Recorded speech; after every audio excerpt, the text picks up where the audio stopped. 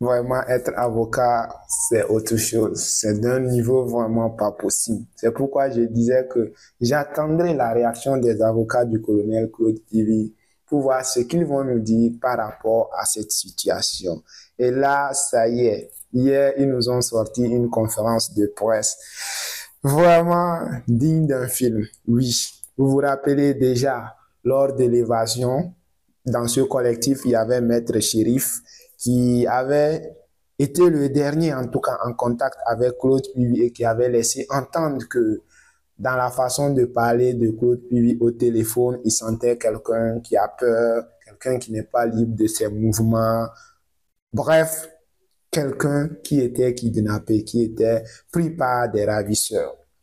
Et c'est sur cette même lignée que les autres avocats de ce même collectif-là sont venus à la conférence de presse hier et donner encore plus de précisions. On va écouter l'un de ces avocats, notamment Maître Dabo, qui était en compagnie d'un autre avocat, Maître David. Pour ceux qui se souviennent, l'ancien avocat de Marcel dans le dossier du 28 septembre, il était aussi à ses côtés puisqu'il fait partie de ce collectif des avocats du colonel Claude Pivi.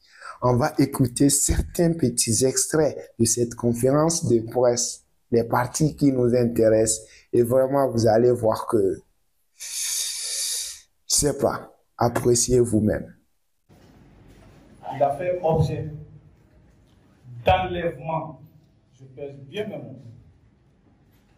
Il a fait l'objet d'enlèvement à la maison d'arrêt de Conakry par les commandos inconnus et aller le séquestrer pendant plusieurs mois. À la suite de ce que beaucoup ont traité de cavale, il a fini par être interpellé sur le territoire libérien. Mon frère me dit, j'ai été enlevé. Il nous a même montré des cicatrices sur son genou. Quand il a bagarré pour qu'il puisse s'échapper, il n'a pas pu s'échapper, il n'a pas pu. Et cela a fait qu'on l'a amené. Il était dans les mains de ses ravisseurs. Et c'est de là-bas il a été ramené au Libéria. Le colonel lui-même a rappelé, de Conakry, il a été ramené à son village. 2 jours, 3 jours, 4e jour, il a été ramené au Libéria. Au Libéria. Jusqu'à son interpellation, c'est là-bas où il était. C'est là-bas où il était. Il était au Libéria, il n'était pas. En fait, il n'y a pas eu comme s'il s'est échappé. Quand il a été ramené au Libéria, donc pour lui, vous savez, nous n'avons pas souvent la même compréhension et la même façon de voir les choses. Bon, il s'est dit, ok, puisque je suis arrivé ici, je vais m'occuper d'abord de mon état de santé avant de parler de quoi que ce soit. Je pense que c'est cette décision-là que lui, il a envisagé, il l'a pris et il a assumé cette décision. Vous avez parlé que quand il a été ramené à son village, du village, il est parti au Libéria. Il faut comprendre, vous savez, nous, ici aujourd'hui, c'est facile pour nous de débattre, parce qu'il y a ceux qui le suivaient, nous n'avons pas vécu la même chose que lui. Lui, il est parti au Libéria parce que il s'est dit être malade, se soigner et se rendre. C'est dans ce cadre-là, lui, il est parti. Se soigner et revenir. Par rapport à son fils, je suis aujourd'hui à mesure de vous dire, avant le 4 novembre, notre client n'était pas en contact avec son fils. Le 4 novembre est arrivé et tout le temps qu'il a fait en dehors de Conakry et de son lieu de détention, il n'a pas eu de contact avec son fils. Ce qui veut dire par là, il n'a été ni de près, ni de loin associé à ce qui s'est passé le 4 novembre 2023 à la maison centrale de Conakry. Donc, si on a bien écouté ces parties-là, ce que moi je comprends de ces déclarations de cet avocat, Maître Dabo, c'est que d'abord, le colonel Claude Pivi est sorti de la maison centrale par un commando inconnu. Un commando inconnu. Et ce commando l'envoie dans son village natal où il passe 3 jours. Ensuite, il extrait pour le ramener du côté du Libéria. Mais la chose qui me tonne dans les déclarations de l'avocat, c'est la partie où j'entends l'avocat dire qu'on n'a pas la même compréhension des choses. Donc, Claude Pivy, lui, quand il s'est retrouvé au Libéria, il s'est dit, OK, comme je suis arrivé ici, je vais me soigner d'abord. Quand je vais finir de me soigner, je vais être guéri, je vais me rendre aux autorités. C'est là que je me dis, il y a une petite contradiction. Dans les mains de ses ravisseurs, lui, il a le temps de décider qu'il va se soigner. Ensuite, il va se rendre. Comment est-ce possible? Des gens qui sont venus le sortir, des inconnus qui sont venus le sortir. Et comment, d'un seul coup, lui se retrouve maître de lui-même, il décide de ce qu'il va faire, de ce qu'il va faire plus tard. Comment est-ce possible? Ou bien, en ce moment, il n'était plus sous les mains de ses ravisseurs. Parce qu'il nous dit que Claude Pivy a été séquestré par ses ravisseurs pendant des mois. Je ne sais pas si vous voyez avec moi qu'il y a une contradiction dans cette partie des déclarations. Mais bon, en ce qui concerne le fils Claude Pivy, là c'est clair. L'avocat dit que selon ce que Claude Pivy lui a mentionné dans sa version, son fils ne fait pas partie du commando, son fils n'a rien à voir avec cette affaire d'évasion. Donc, pour moi, c'est simple. Si un fils est prêt à se sacrifier pour son papa, le plus basique que le père peut faire pour lui, c'est de le protéger. Donc, personne ne peut s'attendre aujourd'hui à ce que Claude Pivy vienne nous dire « Oui, c'était mon fils qui était à la tête de ce commando. C'est mon fils qui a mené cette opération. Mon fils, il est impliqué. » Même un fou ne peut pas faire cela. Personne ne peut s'attendre de cela de la part du colonel Claude Pivy. Donc, pour ça, ça ne nous surprend pas, ça n'étonne personne. Maintenant, il y a une partie qu'on n'a pas écoutée, parce que pour ceux qui veulent, vous pourrez aller suivre la conférence de presse en totalité. Dans la suite de la conférence, l'avocat a dit quelque chose qui a attiré mon attention. Là, il dit que le commando, parce qu'on lui demande l'identité des personnes qui sont venues sortir Claude Pivy de la prison. Et il dit, c'est un commando inconnu. Inconnu pour lui, l'avocat. Mais pour Claude Pivy connaît ces personnes-là. C'est ce que l'avocat même dit, que Claude Pivy connaît ses ravisseurs parce que ces personnes étaient ses subordonnés. Donc, ça veut dire que ce sont des gens que Claude Pivy a dirigés lorsqu'il était encore dans l'armée. Mais il précise que ces personnes n'ont aucun rapport, c'est-à-dire qu'ils n'ont pas préparé cette évasion avec Claude Pivy. Mais Claude Pivy connaît ces personnes. Mais ils n'ont pas travaillé ensemble pour planifier cette évasion. Ce sont des gens qui sont venus le sortir comme ça. Lui, il ne sait pas pour quelle raison ses subordonnés ou ses anciens subordonnés sont venus le sortir. Il ne sait pas.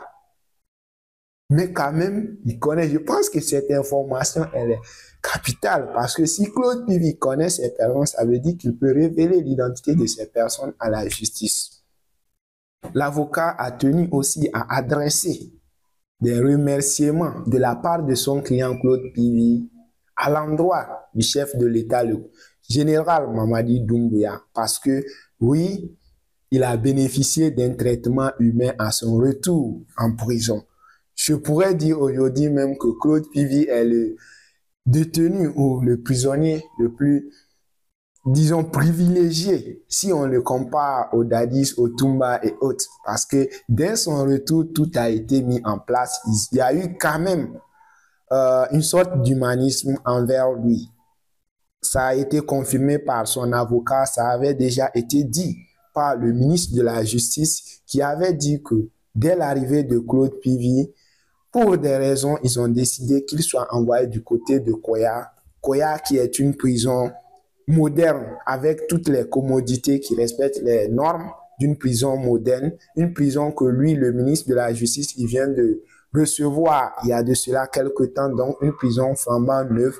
Donc, il y a tout. Et que Claude Pivy est logé dans une chambre spacieuse. Donc, une chambre où il y a vraiment de l'espace, une chambre aérée. Ça, ce sont les termes du ministre de la Justice. Et avec une toilette interne. Donc, Claude Pivy a tout à sa disposition dans cette prison. Et dès qu'il est arrivé à la prison, la première chose que Claude Pivy a fait, c'est de se plaindre de sa santé. Et tout de suite, un médecin est venu le voir. Son avocat a d'ailleurs confirmé que son médecin est venu le voir en prison là-bas. Donc, on lui a offert les premiers soins. Et aussi, les médicaments ont été mis à sa disposition, ainsi qu'un régime alimentaire en fonction de sa maladie, puisqu'il souffre d'un diabète aigu. Donc, ils ont préparé un régime alimentaire en fonction de son état de santé. Donc, tout a été mis à la disposition de Claude Pivy pour qu'il soit quand même assez libre. Donc, je peux dire qu'actuellement, Claude Pivy est un détenu choyé. Et tout ça dans un environnement de salubrité vraiment acceptable. Ça, ce sont les déclarations du ministre de la Justice, M. Kaba. Donc, il a raison de remercier le chef de l'État par l'entremise de son avocat, ce qui ressemblait un peu plus même à la démagogie. Mais bon, là n'est pas la question. Je pense que l'autre point essentiel aussi, c'est le retour de Maître David, l'ancien avocat de Marcel, celui qui avait abandonné Marcel en cours de route. Oui, il revient pour défendre Claude Pivy. Mais la précision qu'il faut faire, c'est que le dossier, il faut comprendre que ce sont deux dossiers distincts. Ce dossier de l'évasion n'a rien à voir avec le dossier du 28 septembre. Donc, de ce fait, on comprend qu'il y a un procès qui a été engagé depuis l'évasion contre les quatre là, contre les Dadis, les Thiebro, les Gomu et Pivy. Il y a un procès qui a été engagé contre eux. Donc, c'est dans le cadre de ce procès-là que Maître David a rejoint le collectif des avocats du colonel Claude Pivy, vu que Maître Chérif, lui, il est actuellement du côté du Canada. Donc, il a demandé à Maître David de rejoindre le groupe aux côtés de Maître Dabo. Donc, c'est dans ce cadre-là que Maître David revient dans la défense de Claude Pivy, pas dans le cadre du procès du 28 septembre.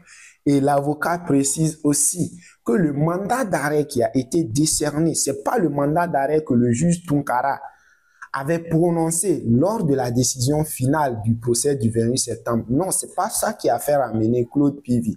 Mais depuis son évasion, il y avait un mandat d'arrêt qui a été prononcé par le tribunal militaire, donc le procureur militaire.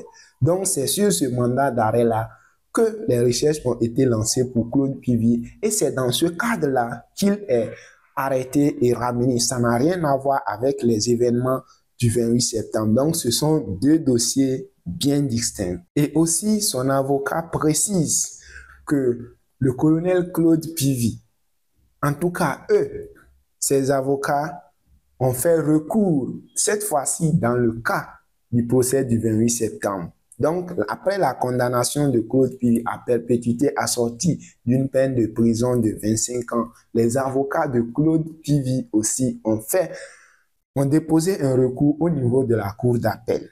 Donc, les choses vont reprendre en octobre. Je ne sais pas quand est-ce que leurs audiences sont programmées, mais les vacances judiciaires finissent ce 30 septembre. Donc, c'est en octobre que les services judiciaires vont reprendre. Donc, les avocats de Claude Pivy aussi ont déposé un recours au niveau de la cour d'appel parce que l'avocat estime que non, Claude Pivy n'a pas été condamné par contumace puisque c'est un accusé qui a été auditionné, qui a été entendu devant le juge au tribunal. Donc, il n'y avait pas lieu qu'on puisse le condamner par contumace. C'est ça qui a donné la possibilité à ces avocats de pouvoir faire appel de la décision rendue par le juge Tunkara parce qu'il trouve beaucoup de contradictions dans le jugement rendu par Tunkara.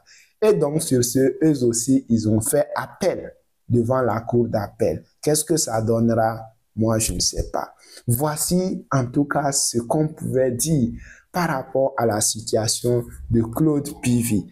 Mais moi, je pense que aujourd'hui, oui, on voit un Claude Pivy qui revient bien affaibli, malade et tout. Mais il y avait un Camerounais qui disait, c'est quand tu penses que tu n'es pas en danger que tu es plus en danger. Mais quand tu sais que tu es en danger, tu n'es plus en danger. Aujourd'hui, est-ce que les mesures ne doivent pas être prises? Puisque si Claude Pivy est de retour en prison et que ses ravisseurs ou ce commando invisible est toujours dans la nature, ne tenteront-ils pas de revenir une seconde fois et peut-être que cette fois-ci en grande pompe? Tout est possible. Il ne faut pas se dire qu'on voit, oui, un homme faible, peut-être qu'il aura appris la leçon, mais on ne sait jamais. On ne sait jamais. En tout cas, dites-moi ce que vous en pensez en commentaire. Voici ce que je pouvais vous dire par rapport à la situation de Claude Pivy actuellement. Merci à tout un chacun et à bientôt.